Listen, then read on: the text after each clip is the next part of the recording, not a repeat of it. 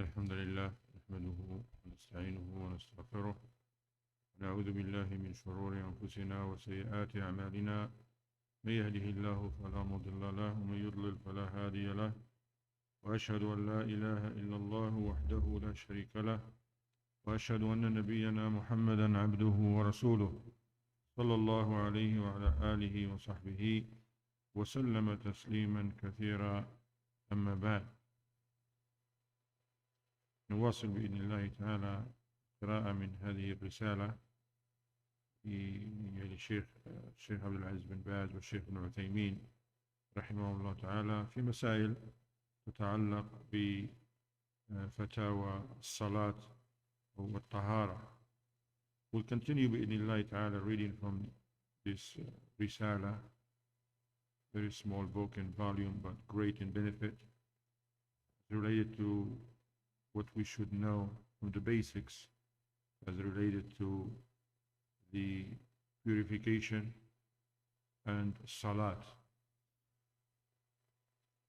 كيف يتطهر المريض. Today, inshallah ta'ala, on the second day of Rajab of the year 1445 of the Hijrah, we will bring again how a sick person purify himself or purify herself. أولا يجب على المريض أن يتطهر بالماء فيتوضأ من الحدث الأصغر ويغتسل من الحدث الأكبر. Number one, first point, it is obligatory on all of us to use water for purification, including the sick person. Unless, but that's going to come in a second point. If a sick person is able to use water, should make wudu. If he use water for wudu or ghusl, if it's needed. ثانيا فإن كان لا يستطيع الطهارة بالماء لعجزه أو خوف زيادة المرض أو تأخر برئه فإنه يتيمم. لا يستعمل الماء، يتيمم. Now on the second point, if a person who's sick cannot purify himself, and a woman is included too, with water for different reasons. One reason is that water is not available.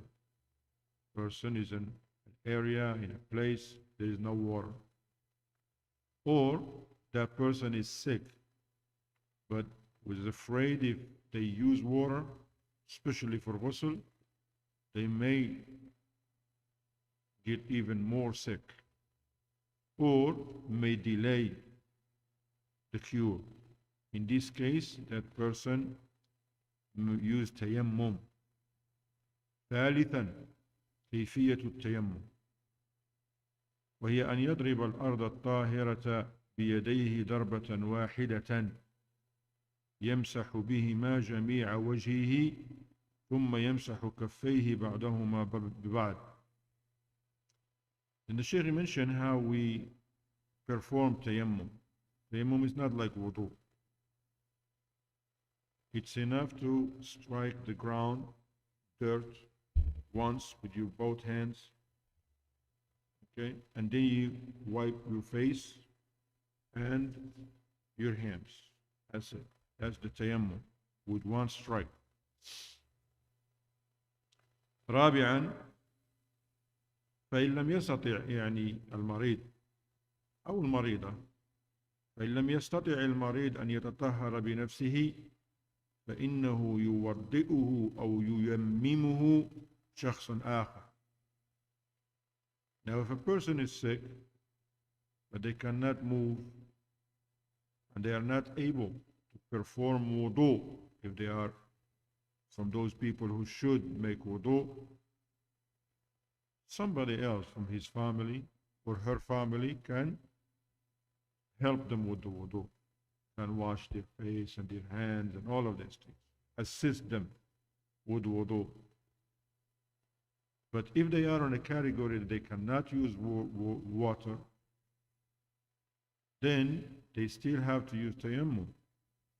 But if they are so weak and cannot even move themselves to make tayammum themselves, somebody else will do that on their behalf. Family member or something will strike the ground or the dirt and wipe on their faces and the hands.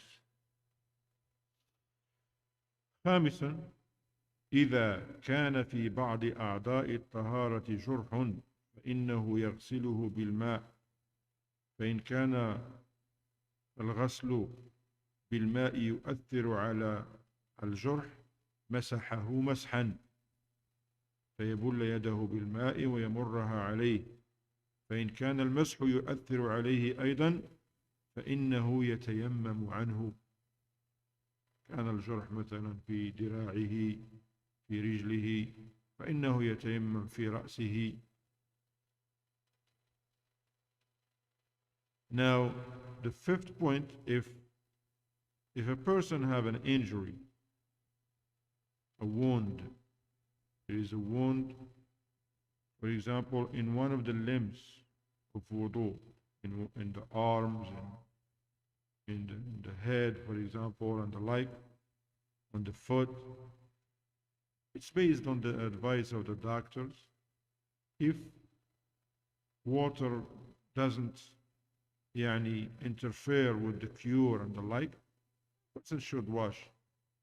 But if that person was told you should not, don't let no water close to your wound, okay? Especially by the doctors, when the doctor says, look, keep water away, keep this area dry here, okay?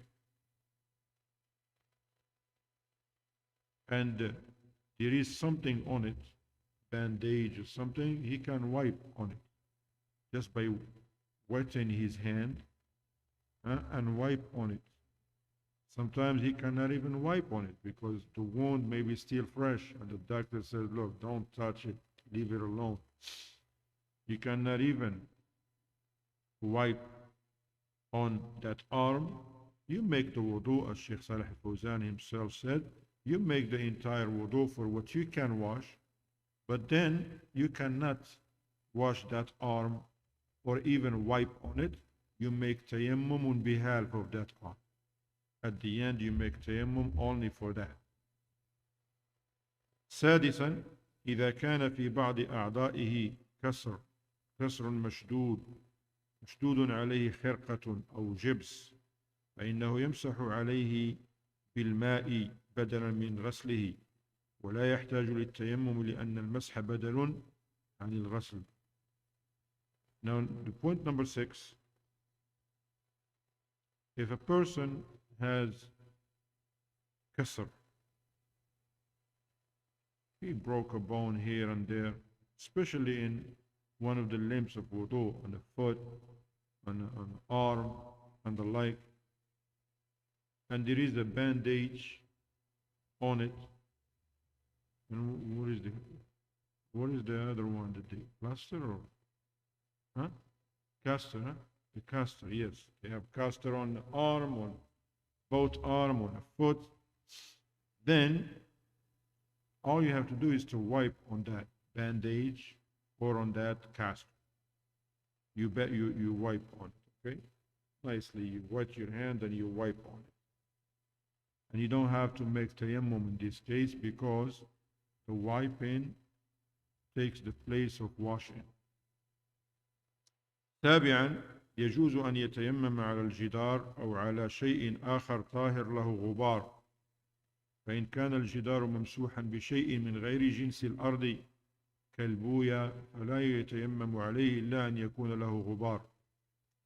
Sheikh Al-Uthaymin rahimahullah ta'ala said in this point number 7, it is permissible to make tayammum by putting your hands on a wall or anything else that is clean but they have some dust on it. Ghubar. Okay, you see it, there is some dust on it. Okay? That's if a person is unable to use dirt. Okay? He said, however, if the wall, because some walls are natural, they're made out of bricks and mud, especially the old buildings and construction, they are made out of bricks, made out of mud and dirt. That's easy, that you can use tayammum with those. He says, if there is another wall that is made out of other material, but you see that there is dust on it, you can see it, you can still wipe, you can still use it for tayammum. However, he says, if the wall is finished by something else, especially like paint, he said, you do not use it for the tayammum unless if you see dust on it. Unless if you live in an area, some area they have dust from cars, from this, and you see on the wall there is traces of dust, then you can use it. ثامنا إذا لم يكن التيمم على الأرض أو الجدار أو شيء آخر له غبار فلا بأس أن يوضع تراب في إناء أو منديل يتيمم منه. The Sheikh gave us some alternatives and solutions. جزاه الله خير ورحمه الله. He said, now people may live in a place where they are not able, they're far away from the earth. People who live like in the cities, they live in a 15th floor, for example, and there is no dirt around them. There is, even the walls are clean. There is no dust on them. He says this person who knows that they are going to be sick for a while and they are not going to be able to use water, the Sheikh, he says they can themselves, or somebody can provide them with some dirt. You can go somewhere and get some dirt in a container, in a plate or in a plastic bag or anything, some clean dirt, and keep it with them at the house or keep it with them in the apartment. When it's time to make tahara, not when it's time to pray, because there's two different things. Because you don't make tayammum, as we're going to learn later on, for every salah. You make tayammum only if you broke your wudu, or if you broke your tahara. Okay? So in this case, that person can go to that plate or that plastic bag that have that dirt, clean dirt, and use it for tayammum, alhamdulillah.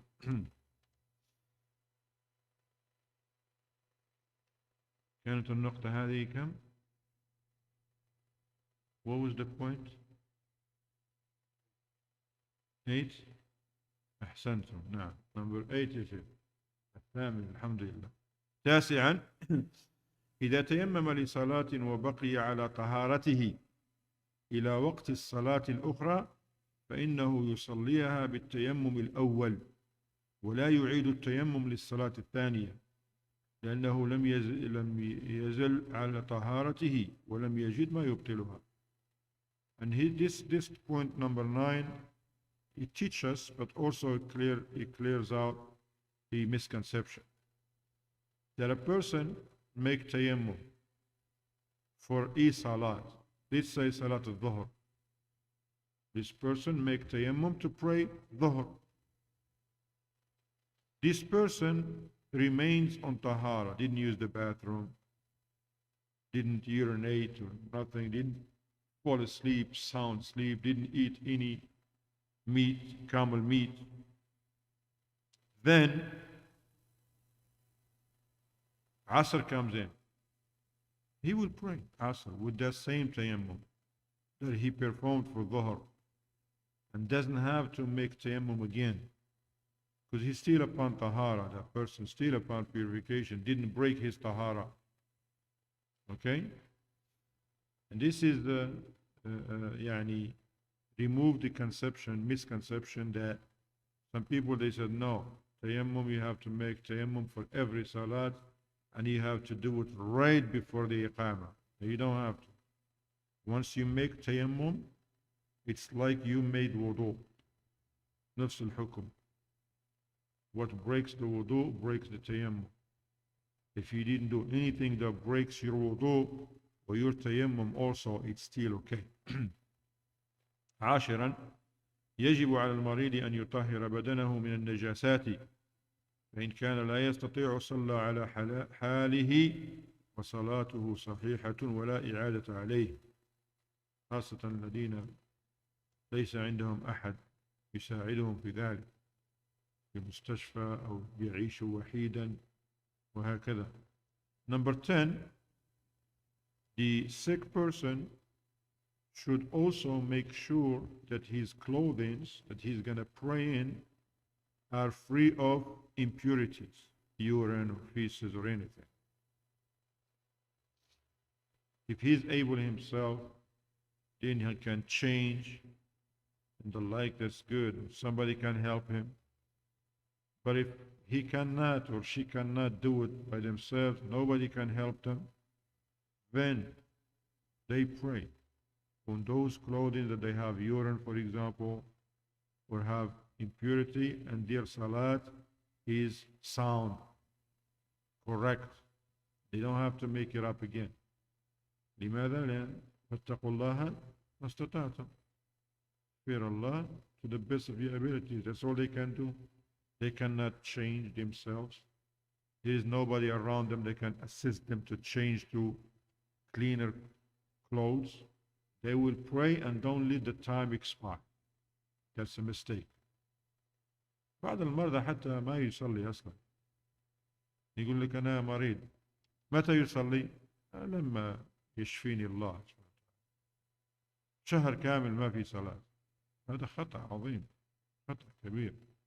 لابد أن ننبه المرضى إذا زرت مريضا، أصلا إذا كنت تعلم أن هذا المريض ما عنده رصيد علمي، ما يعرف كثير، نبهه عن الصلاة. قل يا عمي يا خالة صلاة. كيف أصلي أنا مريض؟ نعم حالي ولا مريض، ما أستطيع أتودع، تيمم، ما أستطيع أتيمم، ما في مشكل. بعض الأحيان والله بول وكذا، ما في مشكل إذا ما كان حد يساعد. هكذا. So it's very important for us to remind the people who are sick, especially elderly, because some of them, they think once you're sick, that's it, no salat, no nothing. No, you still have to pray every salat. I know, you have to pray. If you visit your grandparents, parents, uncles, aunties, especially older people who are not involved with learning, they don't know these things. They think, okay, if you're sick, you don't pray. You still have to pray. You still have to pray. And they may say, I can't make wudu. So don't worry, if you cannot make wudu or nobody can help you with that, make tayammum. Cannot even make tayammum or change yourself, pray and Allah will accept from you.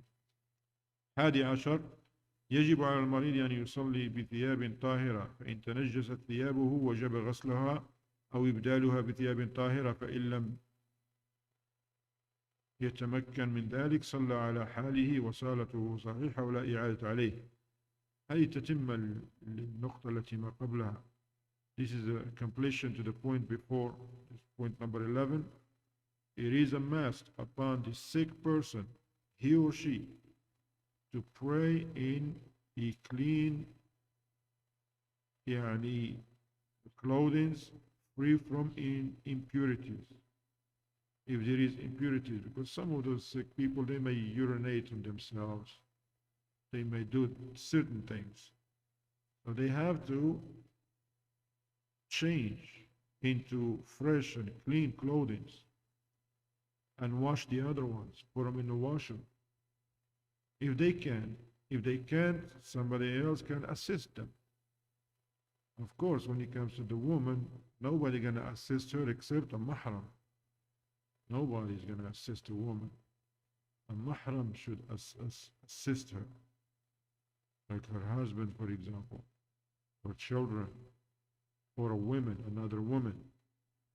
But if they can't, they can't change themselves into fresh, clean clothing, nobody around to assist them, they pray like that.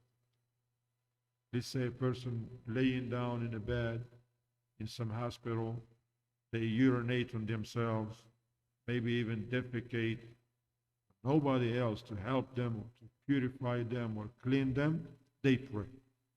In that condition, and their salat is sound, and they don't have to make up that salat. الله أكبر. ثاني عشر يجب على المريض أن يصلي على شيء طاهر، فإن تنجس مكانه وجب غسله أو إبداله بشيء طاهر أو يفرش عليه شيئا طاهرا، فإن لم يتمكن من ذلك صلى، أو لم يمكن ذلك صلى على حاله وصلاته صحيحة ولا إعادة عليه. Also, in this point number 12, the place where the sick person, remember, still about the rulings, أحكام المريض, the place where the sick person gonna pray. It's a very sick person who cannot move. We're talking about a bed or any place that they laying down on. If there is impurities, urine or whatever, then they should wash it, clean it, change it with something else. They say they were laying on a mattress and they urinate on that mattress because they're sick, they don't know.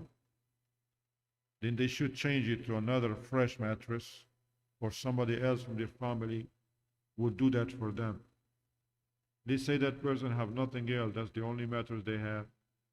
Then the Sheikh, he said they can put something on it that is fresh, like blanket or something. If they couldn't do none of this, nothing, they don't have what to change it to, nobody else to assist them, they pray. They pray on it, and their salat is sahiha. As remember, this is هذه من شروط الصلاة إزالة النجاسة من البدن والثياب والمكان. وهذا سيأتي معنا في درس آخر الحمد لله بعد الدرس الذي يوالي هذا، كيف يصلي المريض، لأن اليوم كيف يتطهر المريض. As you see, these are from the conditions of the salat, شروط الصلاة. And one of the shurut and the condition of the salat is إزالة النجاسات, removals of impurities from three things from the body. فلا يكفي أن يتودع فقط، لو تودع لكن على فخذه على صدره شيء من النجاسة لابد أن يغسل هذا، فإن صلى عالما بذلك ما تصح صلاته. So it's not enough just person make wudu. If a person made wudu, but then there is some urine on their legs, or thighs, or on their chest, for example, from a baby, from another person, whatever the case may be, their salat is not valid knowingly. They know that. So it's important to do that. Number two, from the clothing. Person, mashallah, made wudu, but there is some impurity on the clothing. He should not pray on those clothing while having the ability to change them into fresh ones. And the third one, الثالث هو مكان الصلاة. لابد أن يكون طاهر كذلك. ولا يخفى عليكم الحديث الصحيح، حديث الأعرابي الذي جاء وبال في ناحية من المسجد، ما يعرف شيء. هم عندهم أنه إذا أراد أن يقضي حاجته يذهب بعيدا عن الناس، فهذا الذي فعل، جاء إلى مسجد النبي صلى الله عليه وسلم، والنبي في مكان ذهب هو لناحية بعيدة من المسجد، بدأ يقضي حاجته. والرسول صلى الله عليه وسلم في الأخير لما دعاه وشرح له أن هذه المساجد لم تبنى لهذه الأمور، إنما بنيت للصلاة ولذكر الله وتلاوة القرآن، لكن فأمر أحد الصحابة أن ينظف المكان، قال أهرقه، خذ دلو ماء وأهرقه عليه. فهذا يأخذ منه العلماء أنه لا بد من إزالة النجاسة من مكان الصلاة، المكان الذي تصلي فيه. Likewise, you have to purify the place where you're going to pray. You don't pray on the places that have filth.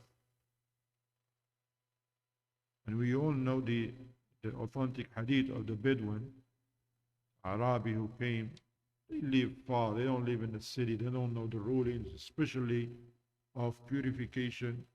What they do, if somebody wants to relieve himself, they don't have bathrooms. They just go far away a little bit from the people and do their things. This Bedouin came to the Medina, the city of the Prophet ﷺ. He came to the masjid. He don't know what's this. This is a masjid or not. He don't know, has no clue.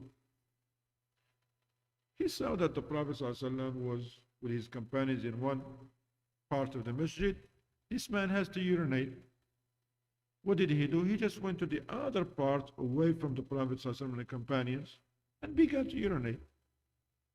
That's all he knows. He don't know anything. Then the Sahaba, they saw that, they went after him. The Prophet ﷺ says, Da'u, la tuzrimu. Leave him, finish. SubhanAllah, leave him, finish. Sheikh Mu'taymi said, yes, because there is a hikmah, هناك حكمة. أنهم إن استرسلوا وراءه ماذا سيقع؟ سيقف الرجل، تنكشف عورته، وقد يجري لأنه خايف. إذا جرى الآن البول على نفسه على أماكن أكبر في المسجد، فمن الحكمة قال اتركوه. وكذلك إن حبس البول فهذا طبيا ليس صحي. لهذا الرسول صلى الله عليه وسلم قال اتركوه. ولما ترك, so the Prophet صلى الله عليه وسلم, he said, leave him alone. Sheikh Mu'taymin, he says, because there is a hikmah. If he let the companions run after him, this man is going to be afraid. What is he going to do? He's going to start running. Now his aura is going to be exposed. Now urine is going to be on him. He's going to be all over the place instead of being in one place. That's if he continued to urinate. But if he stopped urinating, medically, you can ask your doctor, that's not good to stop. Right, doctor? Huh? If a person urinating and stop, that's not good for their bladders, right? It's not good. So you have to let go, right, Sheikh? So for this reason, the Prophet ﷺ said, leave him alone. Until when he finished, the Prophet ﷺ called him, said, Ta'al. Nicely, he said to him, these masajid are not built for this. Huh? We don't do these things here in the masjid, the house of Allah. Masjid is built for tahara, afwan, for salat, for salat, not tahara, for salat, for remembrance of Allah and for recitation of Quran. The man saw that the Prophet was so nice to him. He said, Allahumma arhamni wa Muhammadan wa la tarham ma'ana ahadan. قال له الرسول صلى الله عليه وسلم لا قد حجرت واسعا رحمة الله واسعة. The man, he saw the Prophet was very nice and kind. He said, oh Allah, have mercy on me and Muhammad. That's it. Nobody else. The Prophet says, no, it doesn't work like that. The mercy of Allah is vast. Alhamdulillah. نعم. ثالث عشر لا يجوز للمريض أن يؤخر الصلاة عن وقتها من أجل العجز عن الطهارة، وليتطهر بقدر ما يمكنه ثم يصلي الصلاة في وقتها ولو كان على بدنه وثوبه أو مكانه نجاسة يعجز عنها. The 13th and the last point in this chapter, كيف يتطهر المريض, how a sick person purified themselves, that it is not permissible for the sick person to delay the salat until its time expires and goes out, just because they cannot make wudu. There are people like that. Like, how I can't make wudu, how I'm going to pray? Rather, person should learn what we learned so far and purify themselves according to their means and abilities. Some people, they just like have a little cold and say, I can't make wudu. No, if you may be sick and still can make wudu, make wudu. Especially in our times, water in most places is warm water. I understand it's minus 40 degrees and you want to make wudu with cold water. It's difficult for people who are not sick, not along someone who's sick. So they try their best and pray. Let's say a person no, can't make wudu, can't make tayammum. They have urine all over them. They even laying down in feces and urine. Nobody is around to help them to clean themselves or clean the area or the clothing. They pray. They do not just say, I'm not going to pray. They should pray, and we should, alhamdulillah, explain to our loved ones and the people who are sick. They pray and they should not delay the salah.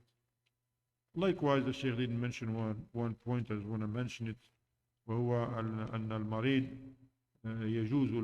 يجوز للمريض أن يجمع بين الصلاتين بين صلاتي الظهر والعصر والمغرب والعشاء ولو لم يكن هناك ثلج ولا برد ولا مطر ولا خوف خاصة إذا كان يحتاج ذلك يأخذ دواء ثم ينام كان يرهقه أن يصلي في كل وقت. Another point that is not in here, but alhamdulillah, Sheikh Ibn Uthaymeen mentioned it in other of his works, that it is permissible for the sick person to combine the prayers, Dhuhr and Asr and Maghrib and Isha, especially if there is need for that. They are so weak, it is difficult for them to pray every salat in its time. And especially if they take some medication that make them drowsy, for example, and put them to sleep, then if that person has the ability to pray at the time of Dhuhr, they pray Dhuhr 4 rak'at, then they pray Asr 4 rak'at. No shortening. Shortening is on while traveling. Likewise on Maghrib, if they're going to take a medicine and go to sleep, they pray Isha in the time of Maghrib. هكذا. That's permissible for them. This is for the sick person. أسأل الله لنا ولكم التوفيق والسداد وأن يشفي مرضانا ومرضى المسلمين. الله أن يشفي مرضانا ومرضى المسلمين. صلى الله سبحانه وتعالى أن ينصر المستضعفين في مشارق الأرض ومغاربها خاصة في فلسطين وغيرها من البلاد. الله أن يشفي مرضاهم. الله أن يرحم موتاهم ويجبر مصابهم وينصرهم على من عداهم. الله أن يعز الإسلام والمسلمين ويذل الشرك والمشركين. وصلى الله وسلم على نبينا محمد وعلى آله وصحبه وسلم تسليما كثيرا.